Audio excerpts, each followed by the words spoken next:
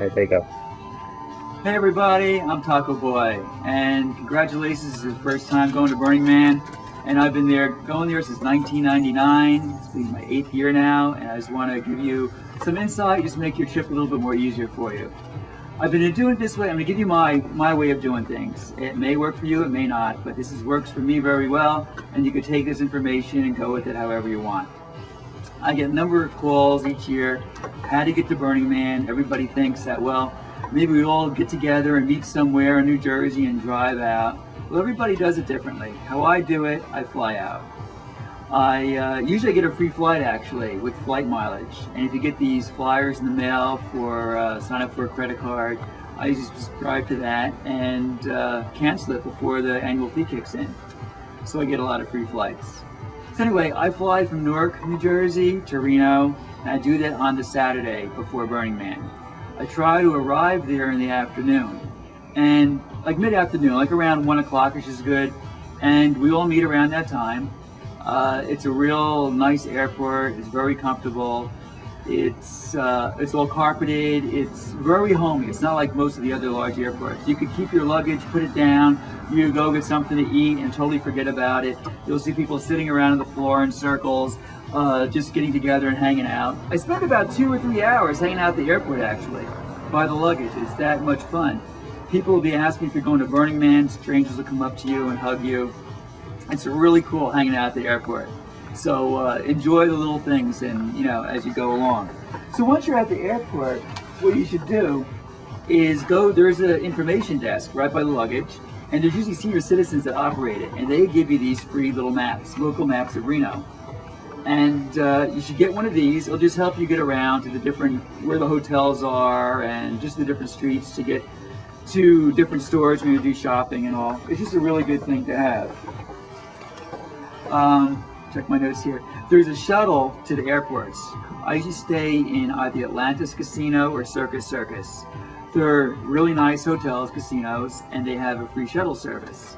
And we usually get a bunch of people together and just pile in the room, and it comes out to be pretty cheap. Hotel rates are about $100 or more for Saturday night, and then for Sunday night about $40. So the more people you get in, the cheaper it is, and a lot more fun it is too.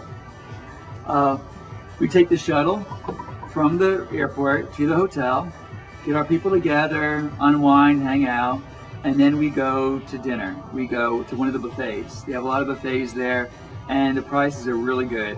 And we're just going to feast up on as much food as we can eat. And then after we eat, we take a walk down Reno, and it's really cool. It's not very large, but a lot of lights. You see the river is fixed up really nice. It's actually like a kind of a river walk. So I recommend checking that out. And then around 10 o'clock, we go take the shuttle back to the airport. And that's where we pick up the rental car.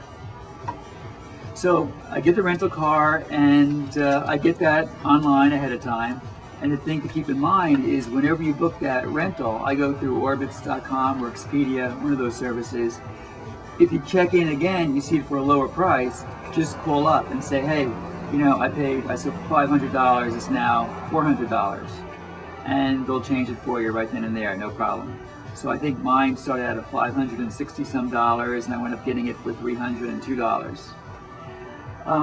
So we get the rental and then go back to the hotel and hang out and party. People stop in from other rooms. It's really high energy and all, and people are sleeping on the floor and all over the place. The next morning we go to breakfast, a really cool place called Heidi's on Virginia Avenue. See a lot of burners in there. You can tell the burners by the way they dress. So it's great to say, hey, you going to Burning Man? Yeah, it's like making friends that way. Sunday is spent for shopping. After we have breakfast, we go to the stores. There's a lot of stores in Reno, all over the place. We focus mostly on Walmart and Safeway. They know the Burning Man people are coming in. They have a lot of water out on pallets. As soon as you walk in the door, they're ready for us. So you get your water at one of those places. And there's a lot of other stores around, but I usually deal with those 2 places. What I buy there is mostly snacks.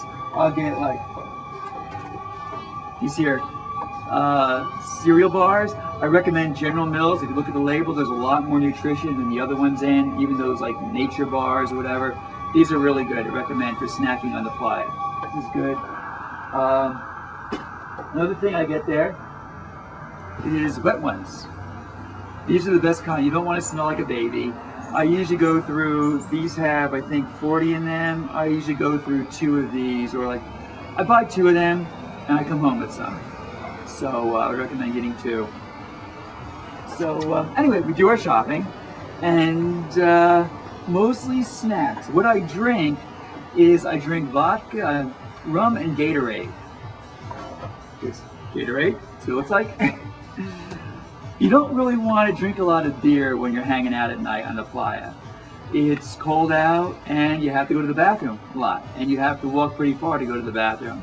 So what I do is I have a container like this. It's insulated, my name on it, the Burning Man logo, see that? And I mix rum and Gatorade together. I mix it strong so it lasts a long time. I just sip it and I get a buzz from it, and it's good. And with Gatorade, you get your isotoners or whatever you call it that you're supposed to get with the Gatorade. So it's good for you that way too.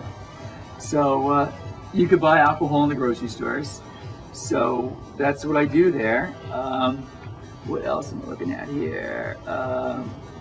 As far as food goes, what I've done last year and I plan on doing again this year is ordering food online, getting the camping meals. I used to buy food actually here in New Jersey and divide the portions up, like if I got falafel or garden burgers, figure out how much I would need per day and divide those portions up and in little bags, and it'd be all ready to mix up and put on my stove. But it's a lot easier than camping meals. Maxwell Mountain House has really good camping meals. They're double servings. A double serving is usually good enough as 1 serving for me. Be sure to get a longer spoon because the bags are deep, and if you use a regular spoon, your hand will get all gunked up going in the bag. So think of a long spoon. You don't want to put it in a dish because that's more mess and extra stuff to clean and more waste of water. I get the camping meals ahead of time online. I get them through rei.com. It's a camping store that's actually in Nevada.